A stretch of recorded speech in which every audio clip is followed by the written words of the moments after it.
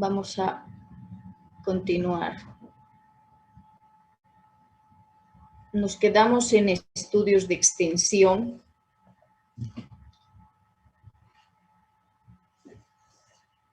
Nos quedamos en los estudios de extensión.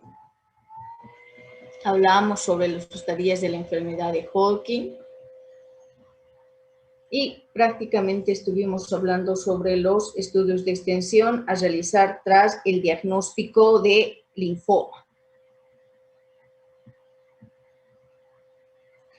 Bueno, entonces como les estaba indicando, pues se hace una radiografía de tórax, podemos hacer una tomografía cérvico-toraco-abdominal pélvico, con contraste obviamente, podemos hacer una PET scan. Fíjense que la PET scan, doctores, es muy sensible y específico en el linfoma, cuando hablamos sobre todo de lo que es linfoma Hodgkin. Y hoy en día, doctores, es la prueba de imagen de primera elección para estadificar todos los linfomas, especialmente cuando hablamos de linfoma Hodgkin. Obviamente es necesaria hacer la biopsia, ¿no? O sea, el diagnóstico lo vamos a hacer con la biopsia de la adenopatía. Es necesaria para el diagnóstico, doctores, la biopsia de la adenopatía. Ahora, y obviamente, ¿no? Si uno hace una biopsia de la adenopatía, va a destacar, esto se lleva a patología y destaca la presencia de las células de red Stemmer. La biopsia de la médula ósea, fíjense que a diferencia del resto de los linfomas, la biopsia de la médula ósea no es obligatoria para la estadificación, sobre todo del linfoma Hodgkin, ¿no? ¿Por qué? Porque con el PET scan tenemos gran sensibilidad, ¿no? La biopsia, en el caso del linfoma Hodgkin, la biopsia ósea se realizará, ¿no? Solo si existe, fíjense, una sospecha de captación patológica de la médula ósea, el PET scan. Ahora, qué sé yo, si en el centro no disponen de un PET scan o el paciente cursa con citopenias sospechosas de un origen infiltrativo, uno está sospechando que está infiltrada la médula ósea, pues en ese caso tal vez realizar recién la biopsia de la médula ósea, ¿no? Ahora, ojo, cuando la médula ósea está afectada, ya estamos hablando prácticamente de un estadio 4.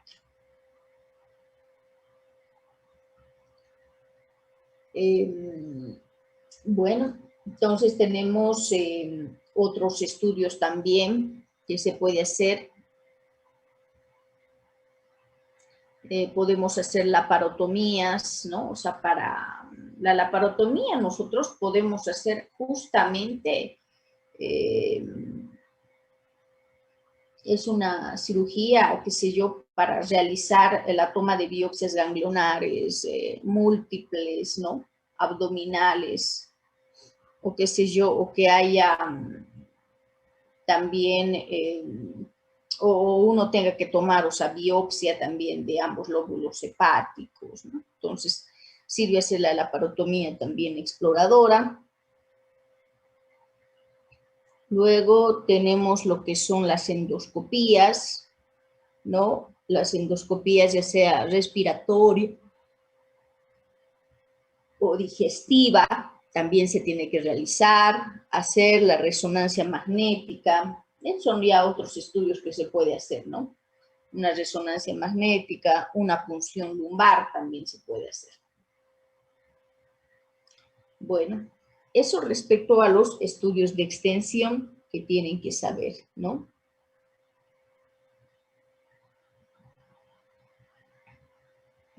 Tenemos factores, doctores, factores de mal pronóstico. En realidad el pronóstico, ¿no? O sea, el estadio, cuando uno habla de pronóstico, tiene que hablar de estadio. Porque el estadio, doctores, es el factor pronóstico más importante, a diferencia del resto de los linfomas, donde es el tipo histológico. Ojo, ¿no? Esto es pregunta de examen, doctores. El pronóstico de la enfermedad de Hodgkin, el estadio nos da el factor pronóstico, a diferencia del resto de los linfomas, donde sobre todo el pronóstico te lo da el tipo histológico. Acá es el estadio. Y tenemos ciertos factores que hacen un mal pronóstico en la enfermedad de Hodgkin, ¿no? Y vamos a hablar sobre lo que es la edad mayor a 60 años, doctores, la edad mayor a 60 años, el sexo masculino, las enfermedades asociadas, ¿no? Por ejemplo, pacientes que tengan otras enfermedades, los síntomas B, obviamente estadios avanzados, me refiero al estadio 3B o 4 dentro de lo que es la clasificación de Ann Arbor, ¿no? Tenemos también que este tipo, dentro de la clasificación del linfoma Hodgkin, ¿no? Teníamos dentro de la clasificación del linfoma Hodgkin, si se acuerdan un poquito, teníamos una clasificación histológica, la clasificación de Wright, ¿no? Pero fíjense que estos dos tipos, la depresión linfocitaria o la de celularidad mixta, están dentro de factores también de mal pronóstico. Las grandes masas adenopáticas, por ejemplo, encontrar esas grandes masas, ¿no? Unas grandes masas adenopáticas como es la masa de Bulky, que es grande, ¿no? Esas masas mediastínicas grandes, por ejemplo, ¿no? También de mal pronóstico, o que haya también afección de varios territorios extraganglionares.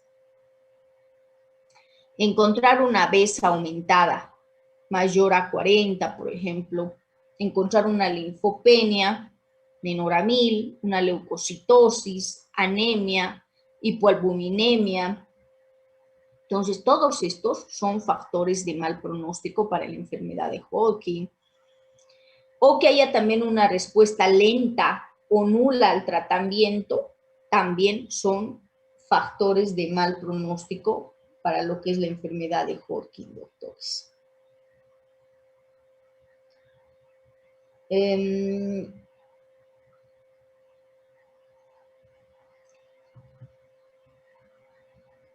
Este recuadro, doctores, es el índice, ¿no? Es un índice en realidad. Este recuadro sí me gusta, es bonito, es importante saber este recuadro. Estos son los factores de riesgo desfavorables ya en el índice pronóstico internacional, ¿no? Linfoma en estadio avanzado, ¿no? Vemos qué factores están acá. Una albúmina sérica menos de 4 o 40, como quieran decirlo ustedes.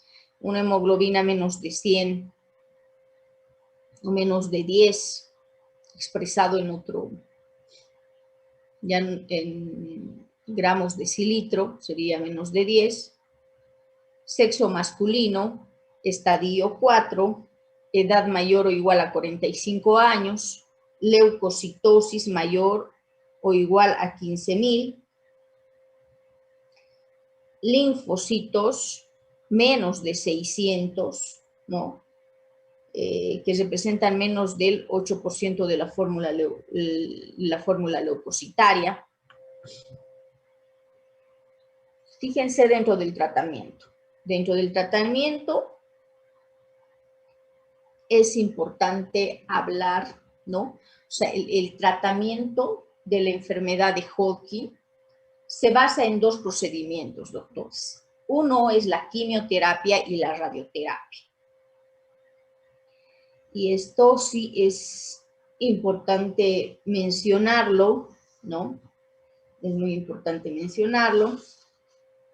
tenemos que decir que respecto al tratamiento, hablando ya de la radioterapia, ¿no? La radioterapia, doctores, podemos utilizar en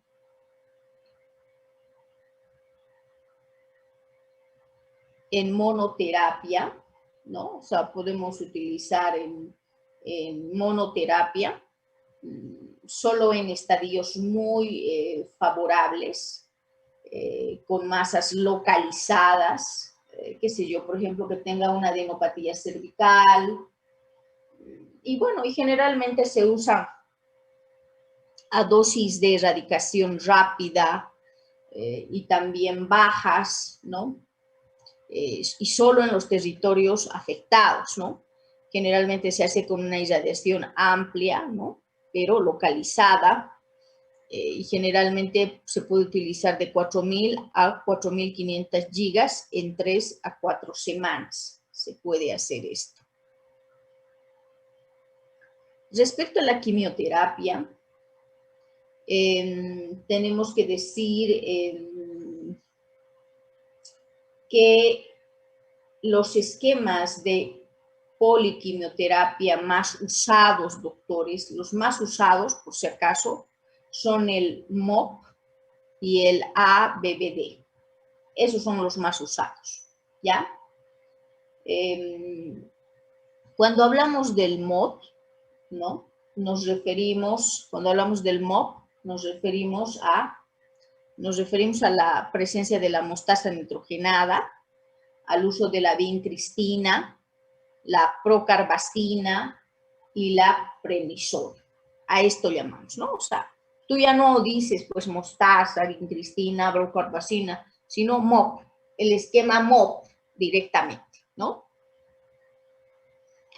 Luego tenemos lo que, ojo, ¿no? Este esquema de MOP, doctores, produce una esterilidad permanente.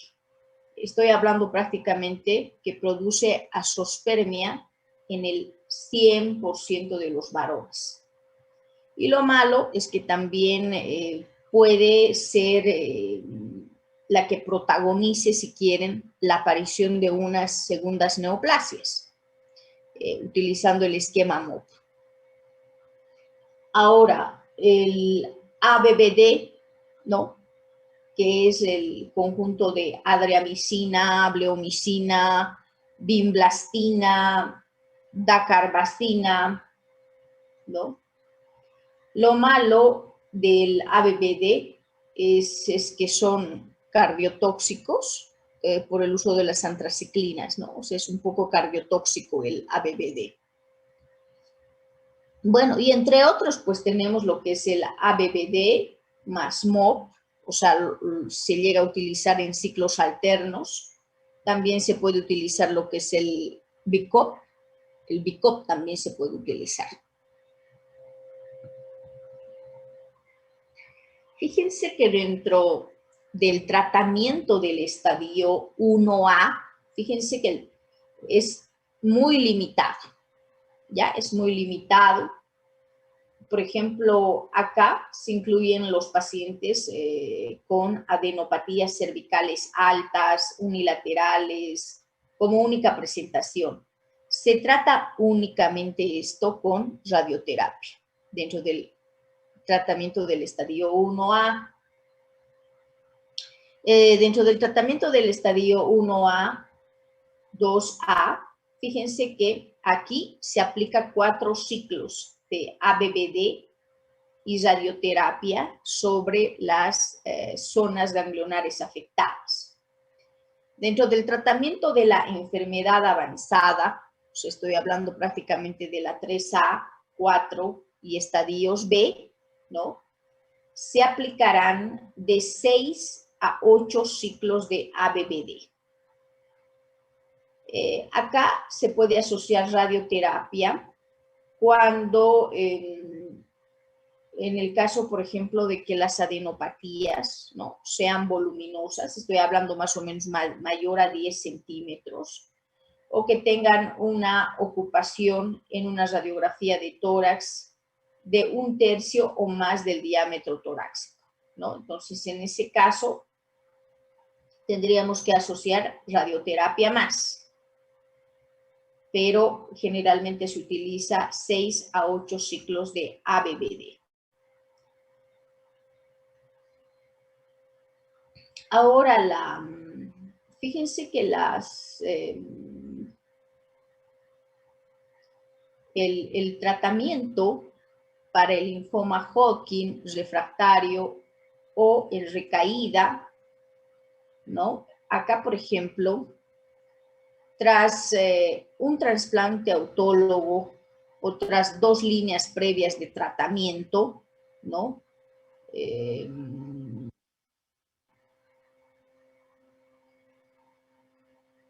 Se puede hacer con brentuximab, ¿ya?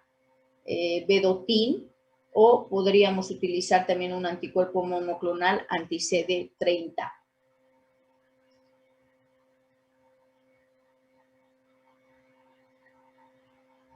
Entonces, para el tratamiento para linfoma Hodgkin refractario o en recaída, ya sea, qué sé yo, que tenga el paciente una recaída tras un trasplante autólogo o tras hacer 2 líneas previas de tratamiento, entonces podríamos utilizar acá lo que es el brentuximab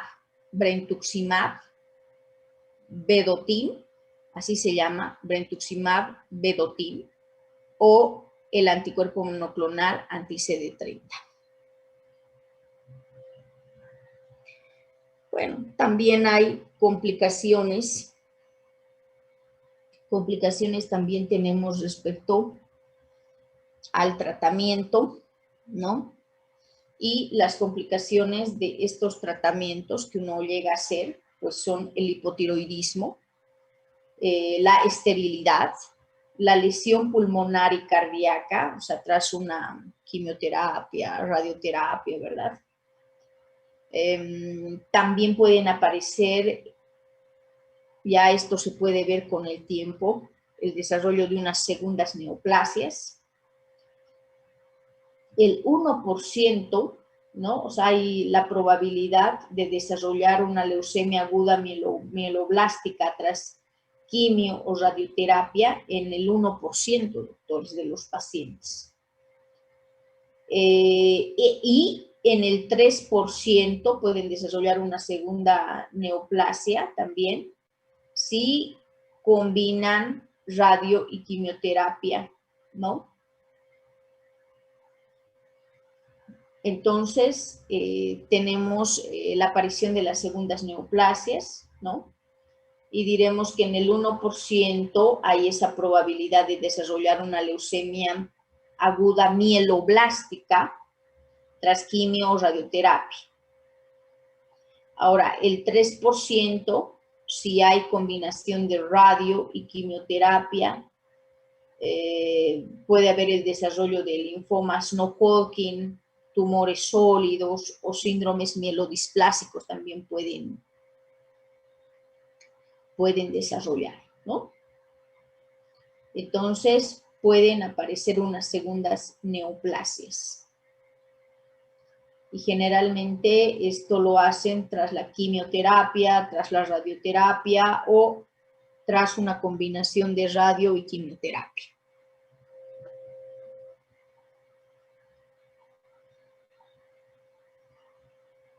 Bueno, el tratamiento de la enfermedad resistente y de las recidivas.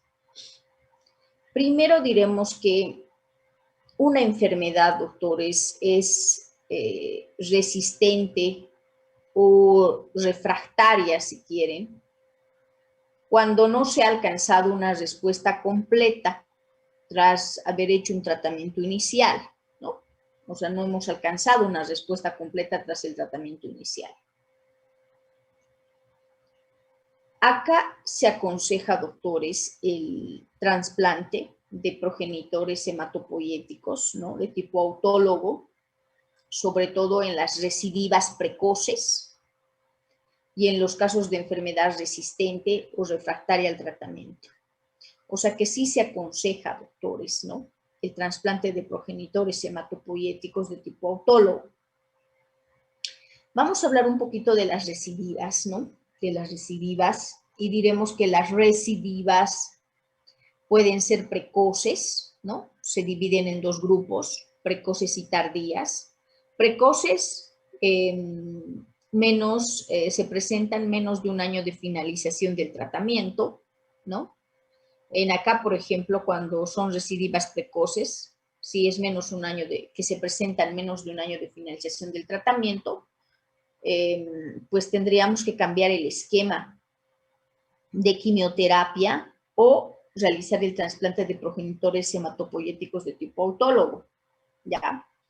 Pero si tenemos recidivas tardías, estoy hablando de más de un año de finalización del tratamiento, porque son recidivas, pero son tardías, ¿no? Entonces acá uno tiene que valorar si administra nuevo ciclo de la misma quimioterapia que se administró al diagnóstico. O sea, que uno valora, ¿me entienden? Si administra nuevo ciclo de la misma quimioterapia que se administró al diagnóstico. Entonces, esto respecto al tratamiento de la enfermedad resistente y de las recidivas.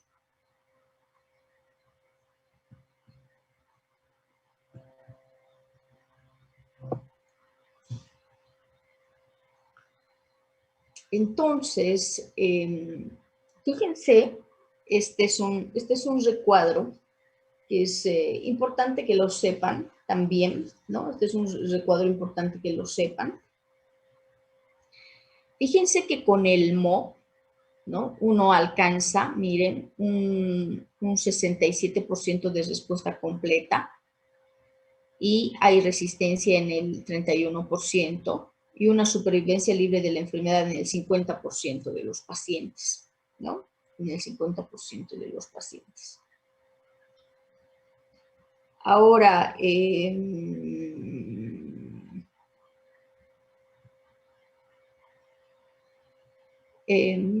con el ABVD, fíjense que la respuesta completa es de 82%, con una resistencia del 18% y con una supervivencia libre de la enfermedad del 61%.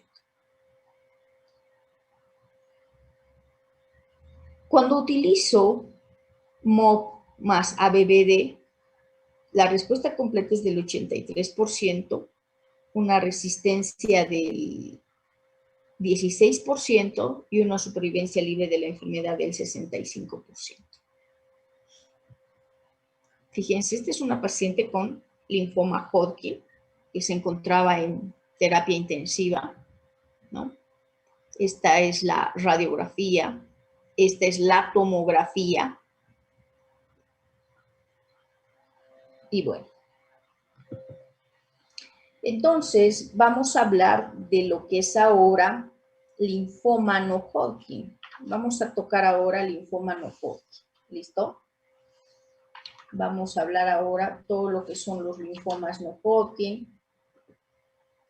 Hemos terminado entonces con linfoma Hodgkin. Ahora vamos a hablar linfoma no Hodgkin. Y algo más que quería hablarles sobre esto. Cuando hablas de respuesta completa, y esto es algo importante, cuando hablas de respuesta completa, cuando hay desaparición de todo signo o síntoma de la enfermedad, ¿no? La presencia de masas residuales de significado dudoso obviamente es un problema bastante frecuente en lo que respecta a la respuesta completa, ¿no? Pero fíjense que la respuesta completa prácticamente llegaría a ser la desaparición de todo signo o síntoma de la enfermedad. Ahora, si existieran, qué sé yo, la presencia de masas residuales que tengan pues un significado incierto, dudoso, es un problema bastante frecuente, Obviamente la biopsia sería lo más aconsejable, ¿no? Si no es así, pues sería hacer el PET scan, que sería la mejor opción para determinar si existen o no células tumorales viables en esa masa residual, ¿no? La negatividad del PET scan nos permite, sobre todo, doctores, considerar a un paciente en remisión completa a pesar de que persistan masas residuales en la tomografía. Entonces, fíjense que en la respuesta completa, pues es un drama, es un problema definitorio tener la presencia de masas residuales, ¿no? Entonces, cuando tenemos esas masas residuales, o hacemos biopsia, que sería lo más aconsejable, o hacemos el PET scan, ¿no? Si hay negatividad del PET scan, entonces podemos considerar al paciente que está en una remisión completa, a pesar de que existan masas residuales en la tomografía. ¿A qué llamamos respuesta parcial? Respuesta parcial, obviamente, es llamamos a la reducción de más del 50% de la masa tumoral, pero con persistencia de la enfermedad. ¿A qué llamamos enfermedad estable? No hay respuesta, pero tampoco hay evidencia de progresión del linfoma. A eso lo llamamos enfermedad estable. ¿A qué llamamos progresión de la enfermedad? Porque son términos, doctores, que se van utilizando en lo que es oncología. Progresión de la enfermedad llamamos al fracaso total del tratamiento, con evidencia de progresión de la enfermedad. Obviamente el pronóstico va a depender, doctores, del grado de respuesta que uno alcanza, ¿no?, con el tratamiento. Bueno, eso quería aclararles respecto a lo que eran esto de las respuestas completas, respuesta parcial, a qué llamamos enfermedad estable, a qué llamamos progresión de la enfermedad, que son términos que ustedes continuamente van a poder escucharlo en oncología, porque esta parte ya es la parte de oncología, ¿verdad? Unidad, esto ya es la unidad de oncología. Bueno, entonces vamos a avanzar ahora recién lo que es el linfoma no Hodgkin.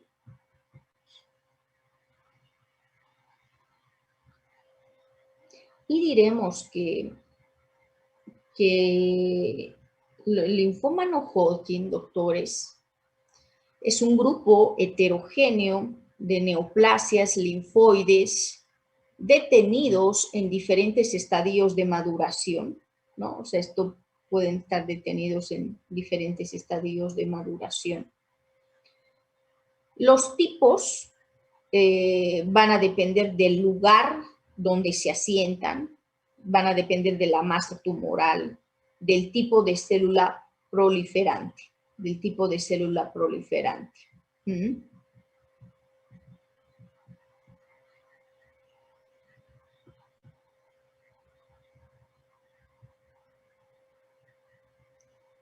Vamos a hablar acá sobre esta clasificación, que es muy importante, y esta clasificación la hace la OMS, ¿no? La OMS la hace esta clasificación y las divide en lo que son las neoplasias de precursores de células B, neoplasias de células B maduras periféricas, ¿no? Esto dentro de las neoplasias de células B, pero tenemos también las neoplasias de células T, y acá tenemos las neoplasias de precursoras de células T, y tenemos las neoplasias de células T periféricas y células natural killer, ¿no? En la primera, las neoplasias de células B, Cuando hablamos sobre las neoplasias de precursoras de células B, tenemos la leucemia, el linfoma linfoblástico B. Dentro de las neoplasias de células B maduras periféricas tenemos la leucemia linfática crónica, tenemos el linfoma linfocitario de célula pequeña, la leucemia prolinfocítica, el linfoma de células del manto, el linfoma linfoplasmocitoide, el linfoma marginal esplénico, la leucemia de células peludas o tricoleucemia, el linfoma de Malt, el linfoma marginal nodal, el linfoma folicular, el linfoma difuso de células grandes. Tenemos lo que es el linfoma de Burkitt, el linfoma mediastínico, el linfoma primario de cavidades, el linfoma intravascular y tenemos la granulomatosis linfomatoide también, ¿no? Ahora, dentro de las neoplasias de células T, tenemos lo que son las neoplasias de precursores de células T, y dentro de esto tenemos la leucemia, linfoma linfoblástico T. Dentro de las neoplasias de células T periféricas y células natural killer, tenemos la leucemia de linfocitos grandes granulares, la leucemia linfoma T del adulto, el síndrome de Sézary, la leucemia prolinfocítica T, la leucemia agresiva natural killer, el linfoma anaplásico de células grandes, cutáneo, el linfoma anaplásico de células grandes sistémico, tenemos el linfoma angioinmunoblástico, tenemos el linfoma T periférico sin clasificar, el linfoma extranodal T, NK tipo nasal, tenemos el linfoma tipo enteropatía, el linfoma hepatoesplénico, el linfoma tipo paniculitis y el linfoma blástico NK. Entonces, tenemos todo esto dentro de la clasificación de la OMS. Cuando hablamos de la etiopatogenia, ¿no? De la etiopatogenia de los linfomas no Hodgkin, tenemos acá las inmunodeficiencias, y dentro de las inmunodeficiencias tenemos la ataxia, la telangiectasia, el síndrome de Wiskott-Aldrich, ¿no? Tenemos el úlcero eritematoso sistémico, o sea, ciertas colagenopatías, ¿no? El síndrome de Sjögren, el post-trasplante, el SIDA, ¿no? Todo esto tenemos. Tenemos dentro de lo que son congénitas, ¿no? Como son el síndrome de Wiskott-Aldrich, la ataxia, la telangiectasia, pero también tenemos las adquiridas, ¿no? Ahí ingresa lo que es el SIDA, los post-trasplantes, las enfermedades autoinmunes, ¿no? Luego tenemos ciertos fármacos, ¿no? O sea, ciertos fármacos, ciertos químicos que también entran dentro de la etiopatogenia del linfoma no Hodgkin. Ahí tenemos lo que es la fenitoína, la ciclosporina, el benceno, el asbesto, ¿ya? Tenemos también la radiación, ojo, la radiación, doctores, ¿no? O sea, un tratamiento con radioterapia o quimioterapia también puede ser la etiología de un linfoma no Hodgkin. Están los virus, ¿no? Los virus, por ejemplo, cuando hablamos del virus del Epstein-Barr para el linfoma de Burkitt, para la enfermedad de Hodgkin, para los linfomas en inmunodeficiencias, el virus del Epstein-Barr. Luego tenemos el HTLV1, ¿no? Para la leucemia, linfoma de células T del adulto. Tenemos el HIV también. Tenemos también las alteraciones cromosómicas, ¿no? Por ejemplo, o los oncogenes. Se dice que un 90% de los linfomas Burkitt tienen esta translocación 814, Q21, Q32 y el oncogen CIMIC. En el 80% de los linfomas foliculares, fíjense que uno puede encontrar esta translocación 1418, Q32, Q21 y el oncogen BCL2, ¿no? Luego tenemos los linfomas del manto, encontrar esta translocación 1114, Q13, Q32, ¿no? Y también se habla del Helicobacter pylori, doctores. no debemos olvidarnos. El Helicobacter pylori también como entra dentro de la etiopatogenia del linfoma no Hodgkin, ¿no? El Helicobacter pylori obviamente está asociado a lo que es el linfoma gástrico, ¿no? Asociado a mucosas tipo MALT, ¿no? Bueno, vamos a tomar lista un momento, porque luego se nos acaba el tiempo y no vamos a alcanzar a tomar lista.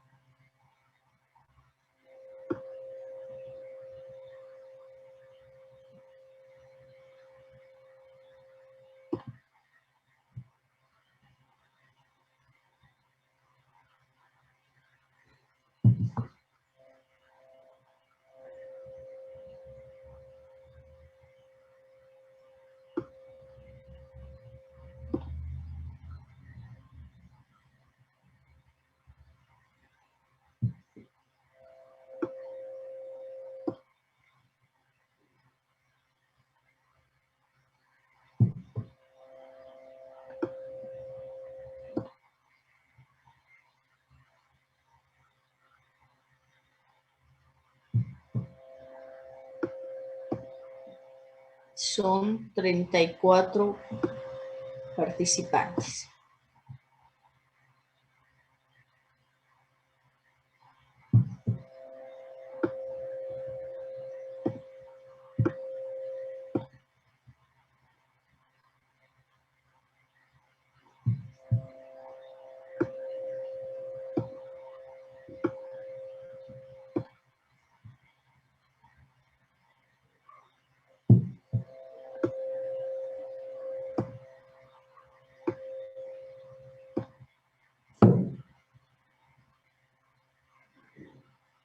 Perfecto. Bueno, vamos a seguir con los linfomas no Hodgkin y bueno, ya hablamos sobre esta clasificación de la OMS, que es muy importante. Entonces, esta clasificación, doctores, ¿no? Las organiza en neoplasias de origen linfoide, o sea, neoplasias de precursores B o T, ¿no? Y neoplasias maduras de origen B. Entonces, toda esta, o también neoplasias maduras de origen T y natural killer, ¿no? Un poquitito hablando de cada una de estas, doctores. Cuando hablamos de las